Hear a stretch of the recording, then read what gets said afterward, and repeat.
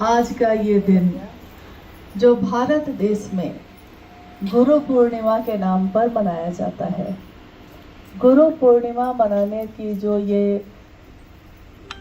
विचारधारा है, ये पद्धति है, ये प्राचीन समय से चली आ रही है और गुरु और सदगुरु श्रेणी के गुरु के जो भी शिष्य हुए उनके तरफ से ये परंपरा चलाई गई, क्योंकि मान्यता है कि गुरु शब्द का एक अर्थ होता है अंधकार से प्रकाश की ओर ले जाने वाला।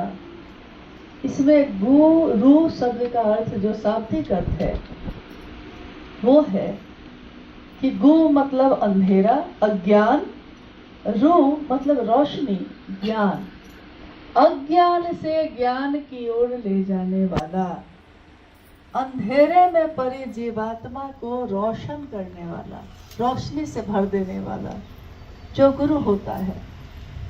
और जिनकी परंपरा हमारे देश में शरीरधारी गुरु के रूप में चलती आई,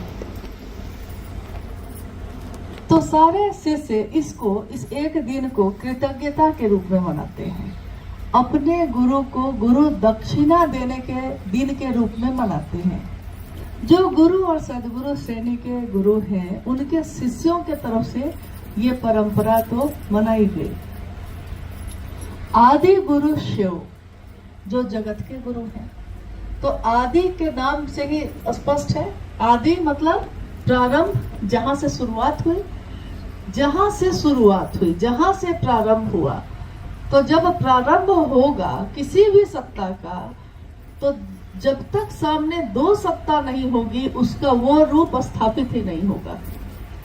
आदि गुरु शिव हुए तो उनकी कोई शिष्य होगा, कोई तो होगा। जब तक कोई शिष्य नहीं होगा वो गुरु होंगे कैसे? आदि गुरु शिव की प्रथम शिष्या मां भवानी स्वयं है, भगवती, शिव की अर्धांगिनी, शिव की शक्ति। लेकिन शिव के ज्ञान दाता स्वरूप से उनको जब ज्ञान लेने की जरूरत है तो वहां मां भवानी को भी शिष्य के रूप में ही आना पड़ा। इसीलिए आदि गुरु शिव की प्रथम शिष्या भवानी को कहते हैं, भगवती को कहा जाता है। और ये शास्त्रों में या हमारे ऋषि मुनियों के द्वारा बताया गया कि शिव ज्ञान के दाता है, बाकी सब प्रदाता है। महादेव ज्ञान देते हैं तो उनसे ज्ञान लेकर कोई दुनिया को ज्ञान देता है। तो दाता यहाँ कौन है? एक दाता, फिर कुछ कोई दूसरा नहीं है। प्रदाता बहुत लोग हैं, असंख्य लोग हैं, अलग अलग धाराएं हैं ज्ञान की, बहुत सारे लोग हैं। महादेव से देकर लेकर जो दिया।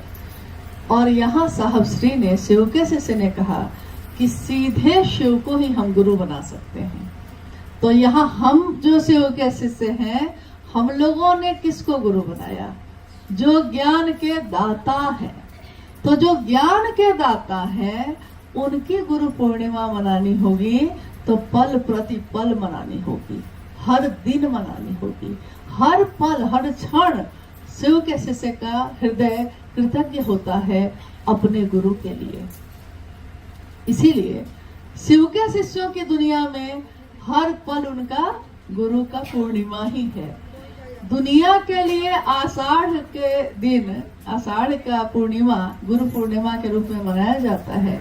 लेकिन जगत गुरु शिव के शिष्य जो इस जगत में रहते हैं, जो सामान्य दिखते हैं, अति सामान्य दिखते हैं, लेकिन उनके तरफ से अपने गुरु के लिए कृतज्ञता व्यक्त करने के लिए कोई दिन, कोई तिथि, कोई राशि, कोई नक्षत्र निर्धारित नहीं है। वो हर पल मनाते हैं, क्योंकि बार बार साहब के पास ये जिज्ञासा रखी जाती थी, शिव के शिष्य गुरु पूर्णिमा क्यों नहीं मनाते? तो कोई एक दिन शिव के शिष्य कैसे मनाए जबकि वो हर पल मना रहा है? जो बाकी 364 दिन कम मनाता है तो वो 101 दिन ज्यादा मना सकता है। शरीरधारी गुरु के लिए कर सकता है, कोई दिक्कत नहीं है, होती आई है, प्राचीन परंपरा है। महागुरु महादेव के लिए कौन सी परंपरा तय की जाएगी, कौन तय करेगा? क्योंकि गुरु तय करते हैं और शिष्य गुरु के आदेश पे चलता है। इसलिए आज भी दुनिया में हर जगह महादेव की बात, महादेव की चर्चा हर स्थिति में, हर जगह पे प्रसार पा रही है, बढ़ती चली जा रही है। हम सभी विभिन्न जगहों पे रहते हैं, अलग अलग जगह पे। हम सबकी विचारधारा अलग है, कोई एक जैसा नहीं है। कहीं आज तक देखा किसी को हम लोगों ने कि एक जैसा हो। यहाँ तक कि जिस शरीर से एक बच्चे की उत्पत्ति होती है, उस शरीर का भी एक भी स्थिति उस बच्चे से भी नहीं मिलती, न उसके स्पर्श में या थंब में, अंगूठे में उसकी छाप तक एक जैसी नहीं। बाल में कहते हैं लोग कि देखने में तो सारे लोगों के बाल एक ही तरह रखते हैं, केस एक ही तरह के हैं, लेकिन इस केस में भी जो मशीन से देखा जाएगा तो सबका डीएनए अलग अलग है, सबकी रचना अलग है, एकदम अलग है। यहाँ तक कि हमने कभी गौर नहीं किया है, लेकिन हर वो चीज जो हम लोग प्रयोग करते हैं उसके अंदर और अंदर उसके ज्ञान को जानिएगा। जैसे कि हम रुद्राक्ष के दाने को धारण करते हैं, 12 दाना का करते हैं, साहब ने किया तो हम लोग भी करते हैं। 12 दाने का कंगन शिवशिष्य इसलिए पहनते हैं कि 12 सूर्य माने गए, 12 राशियां हैं, तो 12 हम ज्योतिर्लिंग भी 12 है, तो 12 दाने का इसका अलग गुणनफल है, अंक का विज्ञान है ये।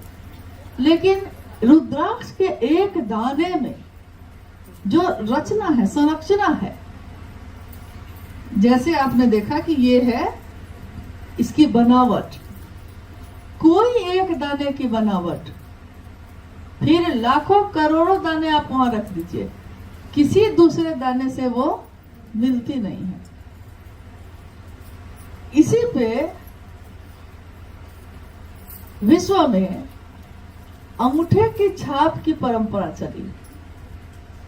रुद्राक्ष के दाने के अनुसार जो संरचना है, तो इंसान के हथेली पे भी, अंगूठे में भी या उसकी उंगलियों में भी उसी तरह है।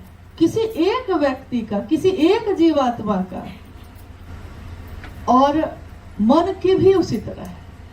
शरीर की रचना तो हम देख लिए, रुद्राक्ष की रचना भी दिखाई देती है। संरचना क्या है आंखों से देख सकते हैं हम। मन की संरचना क्या है, क्या वो इन आंखों से दिखाई देगी?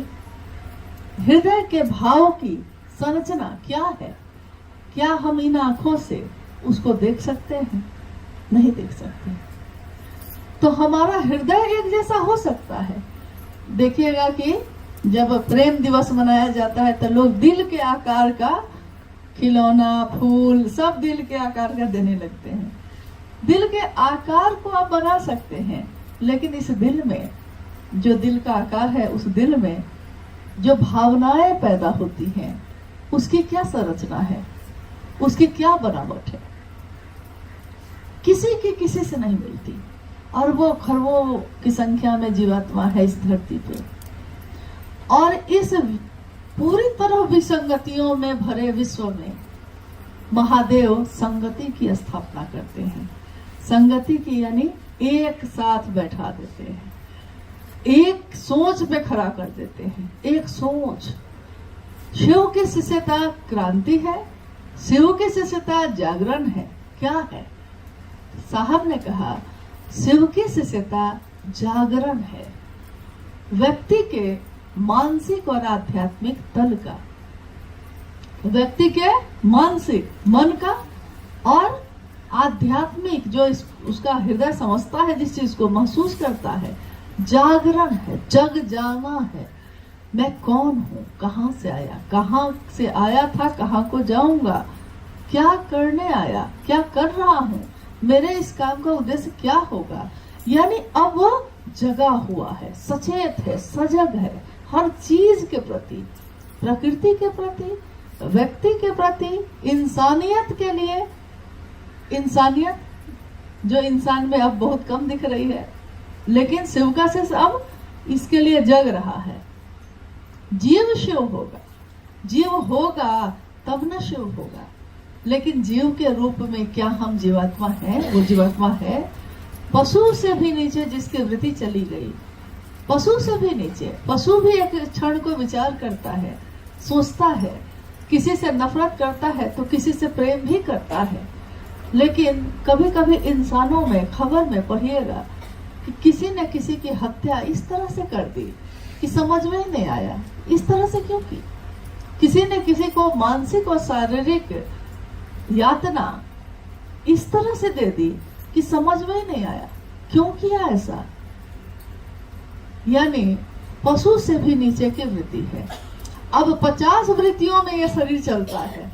पशु की वृत्ति से जीव की वृत्ति पे पहले वो आएगा, तब न शिव होने की प्रक्रिया चलेगी।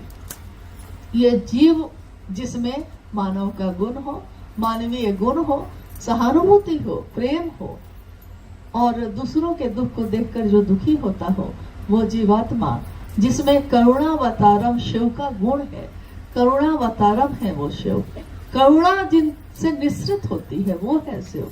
तो जीव भी उसमें गुण होगा। ये तो साहब ने जो ये तीनों सूत्र दिए, इन तीनों सूत्रों का पालन करते करते हमारा मन एक तो जगत के लिए भी जगा, लौकिक और पारलौकिक दोनों जगत के लिए सजग हो गया। जब हम जगेंगे तो घर और बाहर दोनों के लिए जगेंगे।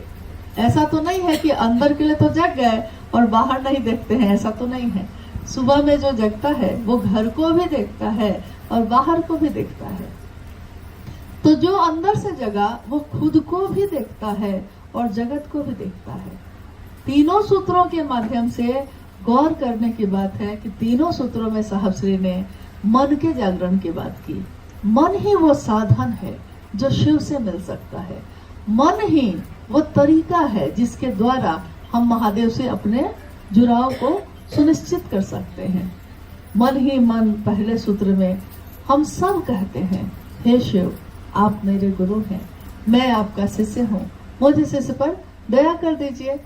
हम लोग सब कहते हैं, प्रतिदिन मन में कहते हैं। क्या हमारा मन जिस चीज के बारे में, जिस बात को बार बार दोहराता है, हमारे मन में वो कितना गहरा है? बाहर से दोहराना, अंदर से दोहराना, दोनों में बहुत भारी अंतर हो जाता है। बाहर से हम कह रहे हैं माँ जी बैठिए, माँ समझ नहीं रहे हैं।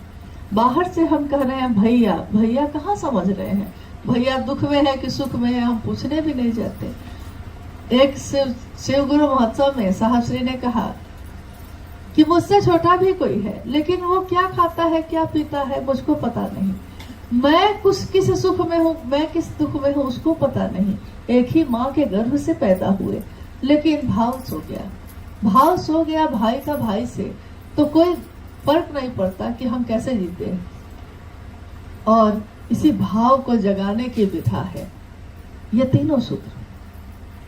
तीनों सूत्र जो देखने में, सुनने में बहुत साधारण लगते हैं, बहुत सामान्य लगते हैं, लेकिन ये पूरी तरह व्यक्ति के मन को जागृत कर देता है।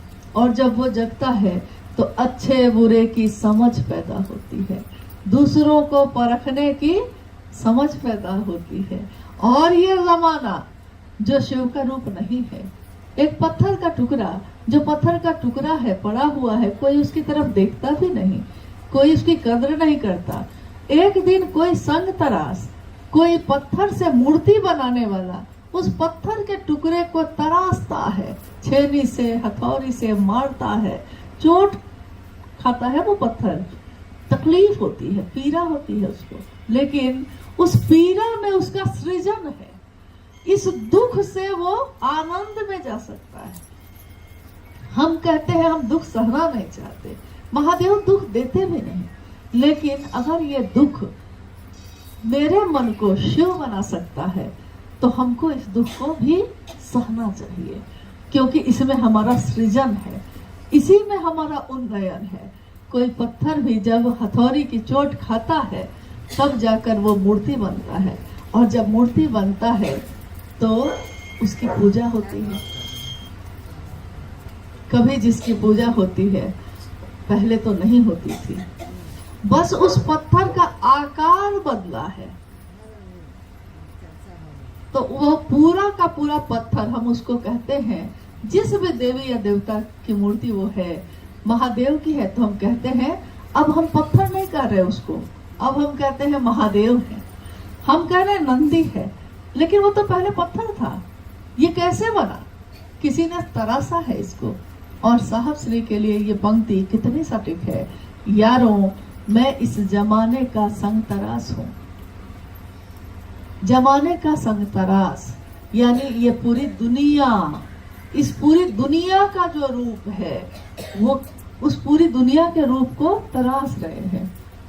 छेनी लगेगा ही, हथौड़ी लगेगी ही, स्वाभाविक है कि कुछ कष्ट होगा, हर चीज मेरे अनुसार नहीं होगा, जो गुरु चाहेंगे वही होगा, लेकिन इस छेने और हथौड़ी में सुख है। कोई मुझको महादेव जैसा बनाता है, कोई मुझको जीव से शिव बनाने की प्रक्रिया में डाल रहा है, कोई उस तरफ लेकर जा रहा है। यारों, मैं इस जमाने का संग तरास हूँ, पत्थरों को भी बोलने का हुनर देके जाऊंगा। तो साहब शेर ने हमको आपको क्या दिया? हमारा जीवन जो पत्थर है, पत्थर था, आज पत्थर नहीं है, कभी पत्थर था। कौन क्या खाता है, कौन क्या पहनता है, किसको क्या चाहिए, सुबह से रात तक इस जीवन में यही चलता था। लेकिन आज इस जीवन में ये नहीं चलता है। आज भी हम सबकी परवाह करते हैं और भी अच्छे तरीके से करते हैं, लेकिन इस परवाह के साथ साथ उसकी भी परवाह करते हैं जो मेरे अंतस में है, जो ये चेतना है, मैं कौन हूँ, कहाँ से आया। शिव मेरे गुरु हैं, मैंने अपने गुरु के लिए क्या किया। कोई भी शिष्य अपने गुरु की स्थापना करता है, कोई भी शिष्य अपने गुरु की महिमा का गान करता है।